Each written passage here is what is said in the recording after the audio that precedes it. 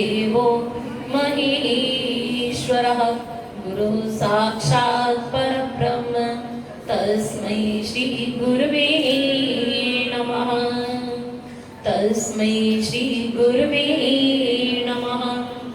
आपदापहर्तारं दातारं सर्वसम्पदां लोकाभिरामं श्रीरामं भूय भूयो नमाम्यहम्। रामाय रामभद्राय रामचन्द्राय मानसे रघुनाथनाथाय सीतायाः पतये नमः। उल्लङ्घ्य सिन्धोर सरितं सलीलं यः शोकबह्निं जनकात्मजायाम् आदाय तेनेव ददाहलङ्का नमामि तं प्राञ्जलिराञ्जनेयं नमामि तं प्राञ्जलिराञ्जनेयं। बोले श्री सद्गुरु महाराज की जय। तू दाता मेरे दिल का बादशाह, तू दाता मेरे दिल का बादशाह, तू दाता मेरे दिल का बादशाह, तू दाता मेरे दिल का बादशाह। तेरा लड़ पड़ के यदि होगी बेपरवाह, तेरा लड़ पड़ के यदि होगे बेपरवाह। तू दाता मेरे दिल का बादशाह, तू दाता मेरे दिल का बादशाह। तेरे चरणात रहना है सदा तेनू प्यारा है, तेरे चरणात रहना है सदा तेनू प्यारा है, सदा तेनू प्यारा है। हर दुख से छोड़ना है, सदा तेनू प्यारा है। हर सुख से छोड़ना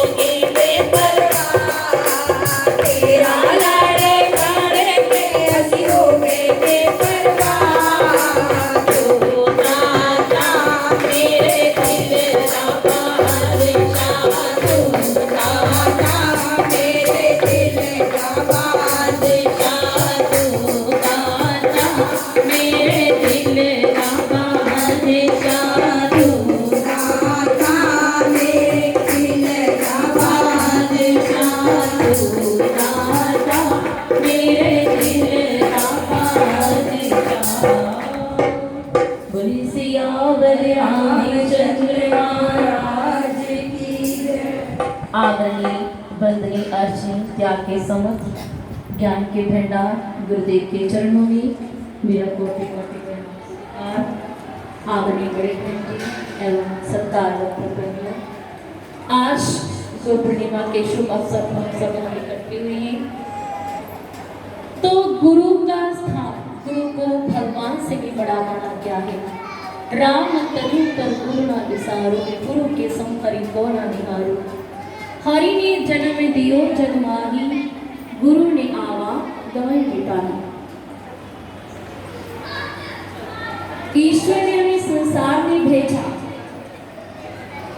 परंतु गुरु ने इस संसार के मरण के चक्र से मुक्ति दिलाई। तो गुरु की हमारे जीवन में क्या ड्यूटी है? गुरु का स्थान माता पिता से भी ऊंचा है। क्यों? क्योंकि जब एक बच्चा स्कूल में गलती करे, एक बेटी अपने ससुराल में गलती करे, एक बच्चा मोहल्ले में की गलती करे, लड़े झगड़े, तो उसको लाना किसे दिया जाता है? माता पिता को। स्कूल में गलती करे टीचर किसको बुलाते हैं? माता पिता को। ससुराल में बेटी गलती करे तो उसको बुलाते ससुराल है? माता पिता को। मोहल्ले में बच्चा लड़े तो किसको बुलाया जाता है? माता पिता को। कि आपके बच्चे ने गलती की, क्या आपने बच्चे को यही सिखाया? आप शिक्षा क्यों नहीं देते? अगर बच्चा गलती करता है तो साथ के साथ किसे डांट पड़ती है? माता पिता को। इस संसार में जीव गलती करे तो माता पिता की बदनामी होती है, परंतु जो गुरु का समन्वय माता पिता से भी बड़ा है। क्योंकि माता पिता की जिम्मेदारी इस संसार का, इस लोक का जीवन सुधारना, कि बच्चे को ऐसी शिक्षा देना जिससे बच्चा अपने जीवन में बढ़िया कमा सके, सब सुख ले सके, सम्मान की जिंदगी जी सके। पर गुरु का कर्तव्य क्या है? इस लोक को तो संवारना ही संवारना है, साथ ही साथ गुरु का कर्तव्य है परलोक को संवारना। जब जीव पाप करते, शिष्य पाप करता है, परलोक में उसका हिसाब किताब होता है यमधर्मराज के आगे। इस संसार में पूछा जाता है, अगर अनजाने तुम्हारे माता पिता को मुझसे बुला कर लाओ। ऊपर जाके प्रलोक में पूछा अपने शिष्य को, तुम्हारे गुरु कौन है? अगर शिष्य का गुरु कोई नहीं तो उसे डांट लगती, गुरु धारण क्यों नहीं किया? अब जाओ जन्म मरण के चक्र में। अगर गुरु धारण किया है तो गुरु को बुलाया जाता है। आपने अपने शिष्य को पाप कर्म से क्यों नहीं हटाया? अगर शिष्य गुरु कहे मैंने अपने शिष्य को समझाया था ये पाप है, पर वो नहीं हटा, तो शिष्य को, अकेले शिष्य को सजा मिलती है। परंतु यदि गुरु कहे मैं इसे समझाना चाहता था, पर क्या उसमें गुस्सा ज्यादा है, ये मुझसे मेरे पास आने से हट जाता, गुस्सा हो जाता, इसलिए मैंने इसे नहीं समझाया। अगर अफसर भी अपनी ड्यूटी सही से नहीं निभाए तो क्या होता है? उसे सस्पेंड कर दिया जाता उसकी ड्यूटी से, उसकी असली से। अगर गुरु अपनी ड्यूटी नहीं निभाए, वो शिष्य के हटने की परवाह करे, शिष्य के गुस्सा होने की परवाह करे, तो गुरु को भी उसकी ड्यूटी से सस्पेंड कर दिया जाता है कि जाओ, तुम गुरु बनने के काबिल नहीं हो, जो अपनी ड्यूटी के सही ढंग से नहीं निभा सकते। तो लोभी गुरु, लोभी चेला दोनों नरक में ठेलम ठेला। गुरु और शिष्य दोनों नरक में जाते हैं। शिष्य गुरु को पूछता है आपने मुझे समझाया क्यों नहीं? गुरु शिष्य को कहता है मैं कैसे समझाता, तो गुस्से के मुंह से दूर चला जाता। तो दोनों एक दूसरे को ताने उलाहने देते, लोभी गुरु लोभी चेला दोनों नरक में ठेलम ठेला। सच्चा गुरु कौन है? वो नहीं जो शिष्य के हटने की परवाह करे, शिष्य के नाराज होने की परवाह करे। सच्चा गुरु वो है जो शिष्य का परलोक संवारने की परवाह करे। किसका परलोक बिगड़ जाएगा, ये जन्म जन्म भटकेगा। तो गुरु का स्थान माता पिता से भी ऊंचा है, क्योंकि माता पिता मात्र इस लोक में हमारा साथ देते हैं। इस लोक को सुधारने की जिम्मेदारी माता पिता की है। माता पिता का कर्तव्य है बच्चे को ऐसी शिक्षा देना जिससे वो अपनी जिंदगी में मान सम्मान प्राप्त कर सके, भरपूर पैसा कमा सके, ताकि वो जिंदगी का हर सुख सुविधा खरीद सके। पर गुरु की जिम्मेदारी शिष्य को ऐसी शिक्षा देना जिससे उसका ये लोक तो संवरे ही संवरे, साथ के साथ उसका प्रलोक भी संवर जाए, उसका हर जन्म संवर जाए। तो लिखने वाले ने लिखा है, क्या लिखा है? लिखन वालिया तू हो के दयाल, लिख दे मेरे दिल विच गुरां दा प्यार, लिख दे लिखन वालिया तू हो के दयाल, लिख दे मेरे दिल विच गुरां दा प्यार, लिख दे। एक ना लिखी में गुरां दा विछोड़ा, एक ना लिखी मेरे गुरां दा विछोड़ा, एक ना लिखी मेरे गुरां दा विछोड़ा, एक ना लिखी मेरे गुरां दा विछोड़ा। और चाहे दुखों दा पंचार, लिख दे मेरे दिल विच गुरां दा प्यार, लिख दे लिखन वालिया तू हो के दयाल, लिख दे मेरे दिल विच गुरां दा प्यार, लिख दे। तो लिखने वाले ने क्या लिखा है? मेरे दिल में गुरु का प्यार लिखना। क्यों? क्योंकि आप गुरु के पास आते जाते रहेंगे तो आपके दुखों का समाधान गुरु करते रहेंगे। दर्शन जी की जब संतान नहीं हुई, किसके पास गए? गुरु वशिष्ठ के पास। गुरु वशिष्ठ ने कहा, बेटा राजन पुत्रेष्ठ यज्ञ कराओ। पुत्रेष्ठ यज्ञ किया तो 4 पुत्र हुए। उन 4 पुत्रों में से 2 पुत्रों को मांगने के लिए, राम लक्ष्मण को मांगने के लिए कौन आए? विश्वामित्र जी आए।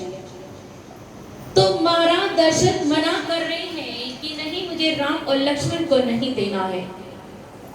मांगो भूमि धेनु धन कोसा, सर्वस देहु आज सह रोसा। हे ऋषिवर, आप मुझसे मेरा राज्य मांग लीजिए, मेरी संपत्ति मांग लीजिए। देह प्राण ते प्रिय कुछ नाही, सो मनि देव निमिषेक माही। मैं आपको अपने प्राण भी दे दूंगा, परंतु राम लक्ष्मण को मत मांगी। तो समय गुरु वशिष्ठ आते हैं। गुरु वशिष्ठ महाराज दशरथ को समझाते हैं, राजन बड़े भाग्यशाली हो, ऐसे संत जो बुलाने पर भी किसी के घर नहीं आते। आज तुम्हारे घर बिन बुलाए आए हैं।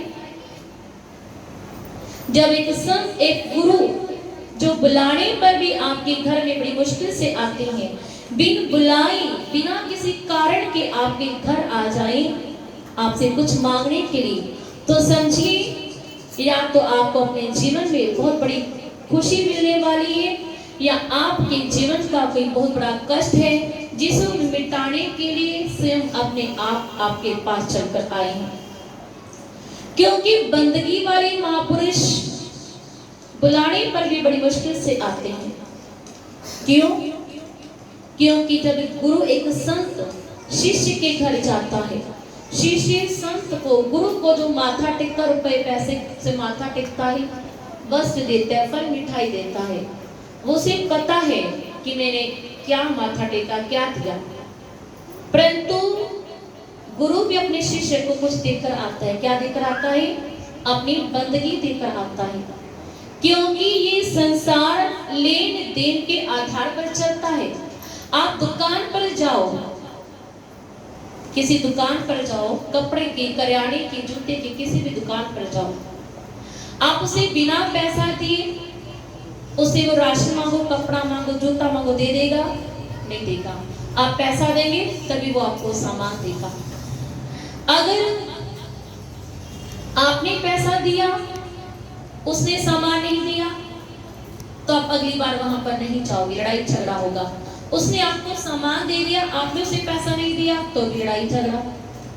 ये संसार लेन देन के आधार पर चलता है। चाहे वो भगवान का दरबार है, चाहे वो संसारिक कोई दुकान है। किसने लिखा है, कृपा की ना होती जो आदत तुम्हारी, सुनी रहती अदालत तुम्हारी, दिनों के दिन में जगह तुम ना पाते, ना घर घर होती इबादत तुम्हारी। हे प्रभु, ये दुनिया आपके चरणों में झुकती है, ऐसे ही नहीं झुकती, आप उन पर कृपा करते हो, अपनी बंदगी देकर कृपा करते हो, तभी ये दुनिया आपके चरणों पर झुकती है। अगर कृपा की ना होती